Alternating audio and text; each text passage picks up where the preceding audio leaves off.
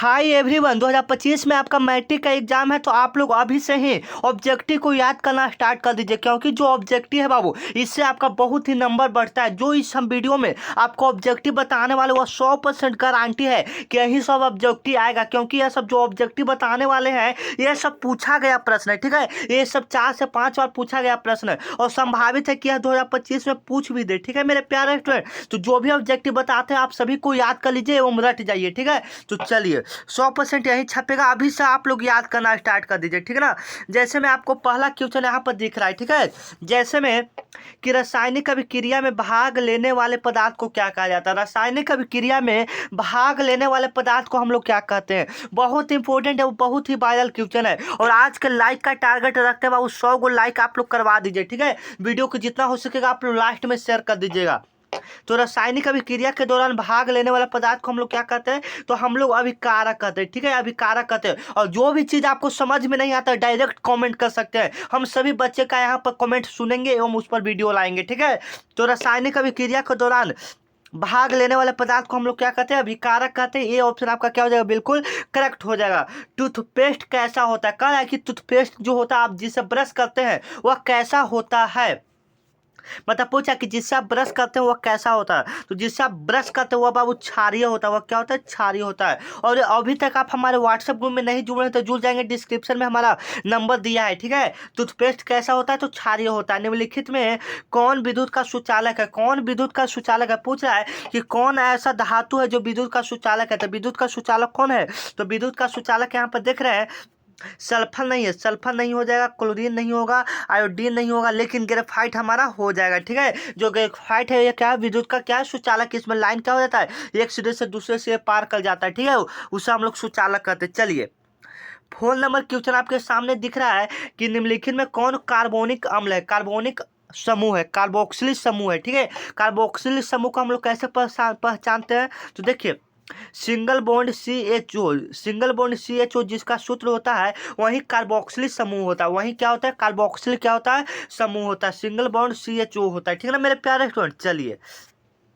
Next question आपके सामने है कि अमीटर से निम्नलिखित में किसे मापा जाता है। कह रहा है कि अमीटर से हम लोग किसको मापते हैं, तो अमीटर से हम लोग किसको मापते हैं, तो हम लोग धारा को मापते हैं, मतलब विद्युत धारा को मापते हैं। ठीक है, अमीटर से हम लोग किसको मापते हैं, विद्युत धारा को मापते हैं। इसमें जो 40 क्वेश्चन बताने वाले हैं मेरे प्यारे स्टूडेंट बहुत ही इंपॉर्टेंट है। इस बार 2025 में बिहार बोर्ड में टॉपर बनी है। ठीक है, वह उपकरण जो विद्युत ऊर्जा को यांत्रिक ऊर्जा में बदलता है क्या कहलाता है। वह उपकरण जो विद्युत ऊर्जा को यांत्रिक ऊर्जा में बदलता है क्या कहलाता है। जो विद्युत ऊर्जा को यांत्रिक ऊर्जा में बदल दे उससे हम लोग विद्युत मोटर कहते हैं। जो विद्युत ऊर्जा को यांत्रिक ऊर्जा में बदल दे उससे हम लोग क्या बोलते हैं, विद्युत मोटर बोलते हैं। और अभी तक आप हमारे व्हाट्सएप ग्रुप में नहीं जुड़े हैं, जुड़ जाएंगे। मेरा व्हाट्सएप नंबर है 9334517119।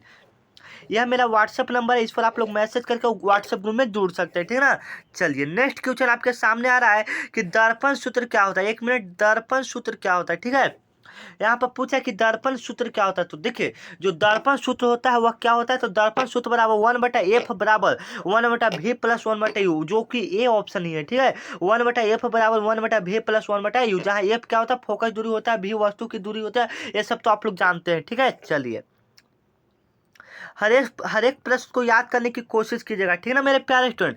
नेक्स्ट क्वेश्चन करा है कि निकट दृष्टि दोष में निम्नलिखित में किस लेंस द्वारा हटाया जा सकता है। मतलब कहा है कि किसी व्यक्ति को अगर निकट दृष्टि दोष है, अगर किसी व्यक्ति को निकट दृष्टि दोष है तो वो उसको किस लेंस द्वारा हटाया जा सकता है। तो किसी व्यक्ति को अगर निकट दृष्टि दोष है तो उसको हम लोग किस लेंस से हटा सकते हैं, उसको हम लोग अवतल लेंस से हटा सकते हैं। ठीक है, अवतल लेंस से हटा सकते हैं। ठीक है, बी ऑप्शन आपका क्या हो जाएगा, बिल्कुल करेक्ट हो जाएगा।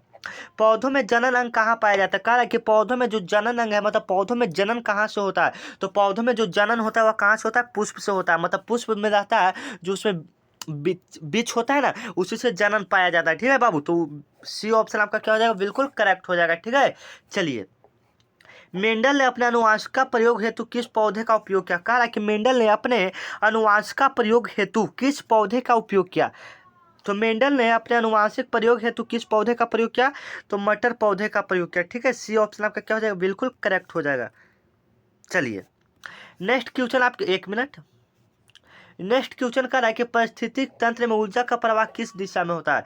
मतलब जो परिस्थितिक तंत्र में जो ऊर्जा का प्रवाह होता है वो कैसा होता है, तो वह द्विदिशीय होता है। वो कैसा होता है, द्विदिशीय होता है। बी ऑप्शन आपका बिल्कुल करेक्ट हो जाएगा। ओजोन परत पाया जाता है, ओजोन परत कहाँ पाया जाता है आप लोग बताएंगे। तो ओजोन परत कहाँ पाया जाता है, तो वायुमंडल के ऊपरी सतह की निचली सतह में कहाँ पाया जाता है, तो वायुमंडल के निचली सतह में पाया जाता है। ये ऑप्शन आपका क्या हो जाएगा, बिल्कुल करेक्ट हो जाएगा। ठीक है, जो ओजोन परत पाया जाता है वह कहाँ पाया जाता है, वायुमंडल के निचली सतह में पाया जाता है। ये ऑप्शन आपका बिल्कुल करेक्ट हो जाएगा। ठीक है, ये ऑप्शन आपका क्या हो जाएगा, बिल्कुल करेक्ट हो जाएगा। चलिए 14 नंबर क्वेश्चन है कि निम्नलिखित में सबसे तेज धड़कन किसका होता है। निम्नलिखित में सबसे तेज धड़कन किसका होता है, तो सबसे तेज धड़कन जिसका होता है वह होता है बाबू चूहा का होता है। किसका होता है, चूहा का होता है। बी ऑप्शन आपका क्या हो जाएगा, बिल्कुल करेक्ट हो जाएगा। ठीक है ना। चलिए नेक्स्ट क्वेश्चन है कि सजीव जीवधारियों द्वारा किस प्रकार की नाइट्रोजन पदार्थ को कचरा का उत्सर्जन करता है। तो सजीव जीवधारी द्वारा किस प्रकार की नाइट्रोजन पदार्थ का उत्सर्जन करता है, तो वह यूरिया का करता है। ठीक है, यूरिया का करता है। तंत्रिका तंत्र की रचनात्मक एवं क्रियात्मक इकाई को हम लोग क्या कहते हैं, बहुत ही इंपॉर्टेंट है सब क्वेश्चन, आप लोग याद कर लेंगे। ठीक है, तंत्रिका तंत्र की रचनात्मक एवं क्रियात्मक इकाई को हम लोग क्या कहते हैं, तो हम लोग न्यूरॉन कहते हैं। क्या बोलते हैं, न्यूरॉन कहते हैं। बी ऑप्शन आपका क्या हो जाएगा, बिल्कुल करेक्ट हो जाएगा। निम्नलिखित में किस धातु को सोलर सेल बनाया जाता है। सोलर सेल किस धातु को उससे बनाया जाता है, तो हमारा किससे बनाया जाता है, सिलिकॉन से बनाया जाता है। डी ऑप्शन आपका क्या हो जाता है, बिल्कुल करेक्ट हो जाएगा। ठीक है, चलिए निम्नलिखित में कौन लवण है। लवण का रहा, तो लवण कौन हो जाता है बाबू, तो लवण कौन हो जाता है आप लोग बताएंगे। तो ये यहाँ पर देख रहे हैं कि HCl हाइड्रोक्लोरिक अम्ल है, NOH है जो क्षार है, NOH ये वाला है जो क्षार है, तो K2SO4 क्या हो जाएगा, हमारा लवण हो जाएगा।